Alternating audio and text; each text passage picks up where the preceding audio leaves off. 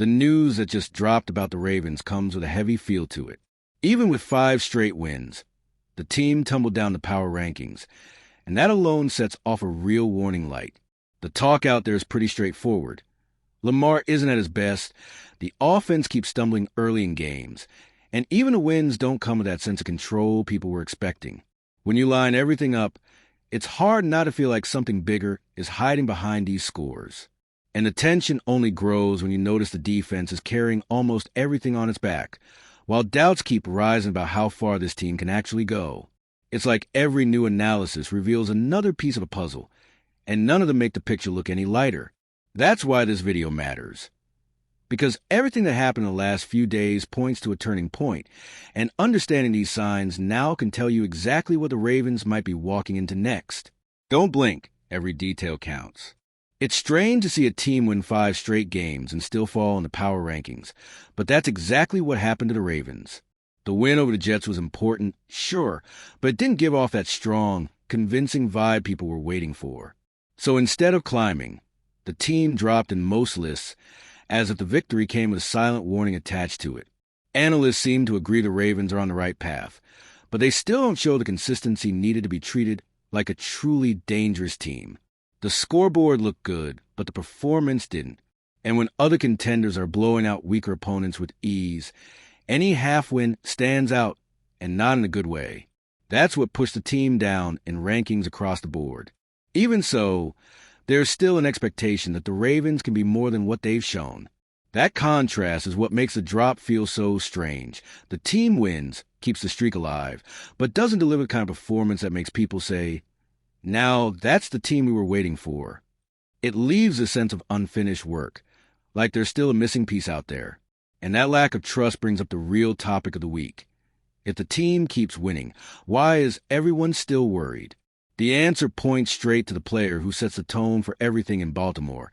And lately, he hasn't looked like himself, which leads us right to the next point. When you look at every analysis this week, it feels like everyone is pointing in the same direction. Something's not right with Lamar Jackson. He's back from the injury, but he still doesn't look fully comfortable, not with his throwing motion and not with the way he's moving. And when the quarterback isn't in rhythm, the entire team feels it instantly. It's no surprise his numbers are drawing attention, and not the kind he wants. What makes this even heavier is that nobody is calling this an overreaction. The last few games showed a quarterback who looks tighter, less efficient, and even hesitant at times. The dip in accuracy, the lack of explosiveness on scrambles, the limited impact on the ground. Those points are everywhere in this week's power rankings. People look at the field and see a player still trying to settle back into his own body. At the same time, there's a quiet hope that this is just a temporary phase. Lamar has had ups and downs before, and he always finds a way to regain his rhythm. But until he shows clear signs that he's back to being himself, the narrative isn't changing. This team runs through him, and if he's not right, nothing around him feels stable. That's what keeps this cloud of doubt hanging over Baltimore, even during a winning streak. And that's exactly why the offense as a whole ends up in the conversation. When your quarterback isn't operating at full strength, all the small cracks show up even more.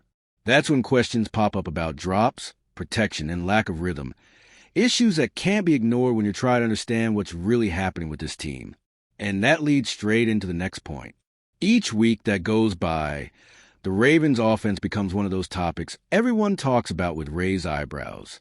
It's not that the system is broken, but it's obvious the unit isn't operating with real fluidity.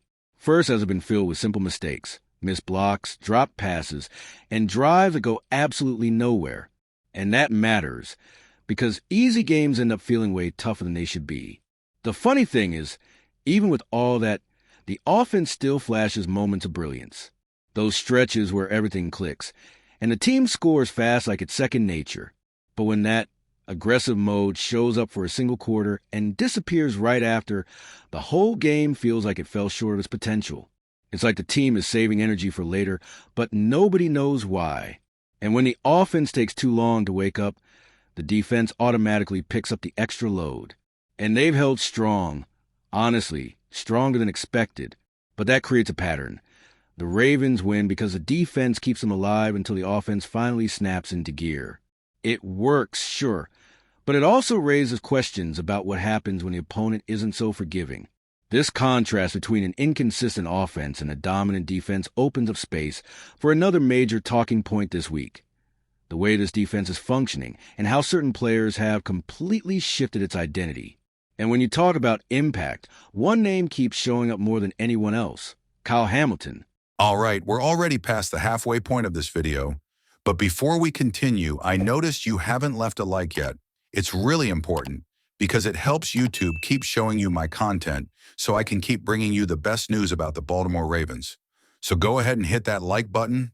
It's free and it really helps. Thanks. Now let's get back to it. If there's something analysts actually agree on, it's that the Ravens' defense looks like a completely different group now. The unit that gave up way too much early in the year suddenly looks sharper, faster, more organized, and reading the field with a lot more clarity. And one of the biggest reasons everyone points to is the way Kyle Hamilton was moved around in the scheme, playing closer to the line and making immediate impact. Hamilton has turned into the type of player you notice on every important snap. He shows up wherever the ball goes, pressures, closes lanes, and gives the defense a level of flexibility most teams don't have. And when a player like this finds a perfect role, the entire defense adjusts around him. That's exactly what happened. The scheme became more aggressive, more efficient, and more trustworthy. This change also boosted confidence across the whole unit. Players who had been criticized early in the season suddenly started settling into their roles. And the combination of all these pieces created a defense that not only carries a team through rough moments, but also sets the tone for games. That's what keeps Baltimore winning even when the offense can't find its rhythm. And this balance, a strong defense making up for an unstable offense, leads to the final debate of the week. Where does this team really stand in the big picture? Because even with 5 straight wins, a lot of people still aren't ready to call Baltimore a dominant team. That mix of strength and uncertainty sets up the last topic. The big dilemma around the Ravens this week is simple. The team is winning, but nobody knows how far this formula can actually take them. When a team leads a division and racks up 5 straight wins, you'd expect praise everywhere. But that's not what's happening. Instead, the conversation centers around the lack of truly convincing performances against weaker opponents. The struggle to put games away early feeds the idea that Baltimore is competitive, but not dominant. And in the NFL, where tiny details decide everything in December and January, that ends up weighing more than people realize. For many analysts, the team still hasn't shown a performance that screams, "This is a dangerous contender." Even so, there's widespread recognition that this roster can hit a higher level when it matters most. The defense is rolling, the offense has talent, and the coaching staff knows how to navigate tough stretches. What's missing is putting everything together. Same day, same game, all 4 quarters. Until that happens, the cloud of uncertainty sticks around. And it's this mix of expectation and doubt that's likely to follow Baltimore into next week. Because every matchup, every snap, every detail from both units will be treated like a clue about what this team really is heading into December. The debate is just starting, and the next performance might tell a whole lot more than any ranking ever could. After everything we've seen, it's clear the Ravens are in a more tense moment than the scoreboard suggests. The drop in power rankings, the offense's inconsistency, Lamar's physical concerns, and the weight the defense is carrying all point to a team that needs to respond quickly. This isn't panic.